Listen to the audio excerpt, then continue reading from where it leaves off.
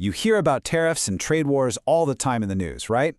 Well, today, we're going to cut through all that noise and get to the bottom of what's really going on between two of the world's biggest democracies, the United States and India. I know, it sounds super dramatic, but when you've got billions of dollars at stake, it's a question you have to ask. So what's the real story behind this so-called trade war? Let's break it all down. Okay, so to really get what's happening here, you first need to understand the main weapon that both sides are using. And that weapon is the tariff. It sounds a little complicated, but trust me, the idea is actually pretty simple. At the end of the day, a tariff is just a fancy word for an import tax. The whole point is to make a product from another country more expensive, and that one little change can send ripples through the entire economy. Let's make this real with a quick example. Imagine a company in India sells a shirt in the US for 100 rupees. Now the US slaps a 50% tariff on it. That means the government collects an extra 50 rupees for every single shirt. Of course, the American company importing the shirt isn't just going to absorb that cost, right? Nope, they pass it straight to the customer. So that shirt now costs 150 rupees. All of a sudden, an American-made shirt looks like a much better deal. People start buying fewer Indian shirts, and what's the result? The Indian company's sales tank, and that pain is felt all the way back in India. So why would any country do this? Well, there are usually three main reasons. First, you can use tariffs to protect your own local businesses from cheaper foreign competition. Second, it's a pretty straightforward way for the government to bring in more money.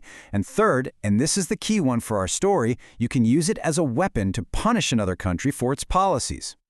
All right, so the official story from the US was that it was punishing India for a very specific reason. But, and this is a big but, when you actually start to look at the facts, that whole justification starts to look a little flimsy. So here's the official reason they gave. These tariffs were a direct punishment because India was buying oil from Russia, and by doing that, was helping to fund the war in Ukraine. On the surface, it seems like a pretty clear-cut political move. But is that what this is really about? The thing is, the data suggests that this whole Russian oil argument might have been less of a reason and more of a convenient excuse. Think about it. If this was really about Russian oil, you'd expect the country buying the most to be the main target, right? But look at this chart. For the last 2.5 years, the #1 buyer of Russian crude wasn't India. It was China. But China didn't get hit with similar tariffs for this particular reason. Kind of strange. And it gets even weirder. In that same time frame, the single biggest buyer of Russian gas was the European Union. And get this, the United States itself bought over $3 billion worth of goods from Russia this year. So when everybody, including your allies and even yourself, is doing the same thing, singling out India just doesn't add up. It seems inconsistent, to say the least. So if the fight isn't really about Russian oil, what's actually going on? Well, the real answer lies in a conflict that's been simmering for years and years, and it all comes down to agriculture. This quote from India's Prime Minister, it tells you everything you need to know. For India, a country where more than half the population relies on farming, protecting those farmers isn't just some economic policy, it's a matter of national survival. And this really gets to the heart of the standoff. You've got the American farmer on one side, who is backed by massive government subsidies, incredible technology, and all kinds of insurance.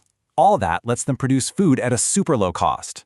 Then you have the Indian farmer, who gets way less support and is working on razor-thin profit margins. Asking them to compete is like putting a local boxer in the ring with a heavyweight champion. The playing field just isn't level. And if you want to see the potential damage, just look at milk.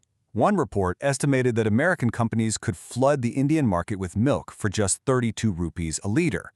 The local price? It's between 52 and 55 rupees. That massive price gap could literally wipe out millions of Indian dairy farmers almost overnight. And that is why India is digging its heels in. But hold on, the pressure isn't just on India's farmers. A whole new front has opened up in this battle, and it's targeting the absolute crown jewel of India's modern economy. Its world-famous IT sector. It's basically a two-pronged attack. First, there's a proposed law called the Hire Act. It would slap a massive 25% tax on any American company that outsources jobs. That directly attacks India's biggest advantage, lower costs. Second, there's a plan to hike the fees for H-1B work visas from about $3,500 to nearly $100,000. That would make it ridiculously expensive to bring talented Indian tech workers to the U.S. And why are these policies such a massive threat? It all comes down to one simple, unavoidable fact. India's biggest, most successful IT companies are incredibly dependent on the American market. For most of them, we're talking about more than half of their total revenue. They are extremely vulnerable. So when you connect all the dots, the tariffs, the fight over farming, the new pressure on the IT sector, you start to realize something. This isn't just about a few separate issues. It's about a much deeper, more fundamental problem that this whole conflict has dragged out into the light. So what's the real enemy here? It's not the tariffs, it's not one specific law, it's something that's woven into the very fabric of the Indian economy. In the end, the true threat isn't a policy or a tariff. It all comes down to one single word: dependency. This deep reliance on American clients, this need to protect farmers who can't compete on the world stage, these are just symptoms of a much bigger issue. And this dependency is born from what you could call an innovation gap. For decades, India's IT sector has been brilliant at providing services for technology that was invented somewhere else. The entire culture has been built around keeping clients happy, not on doing the core research to create the next big thing. And the result? While the US and China are in a race to lead the AI revolution, India's falling behind.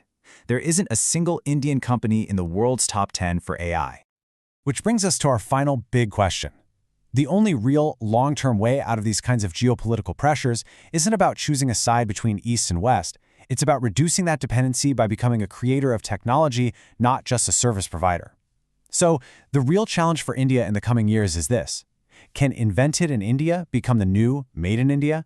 Can it finally make the jump from being the world's back office to becoming its next great center for innovation?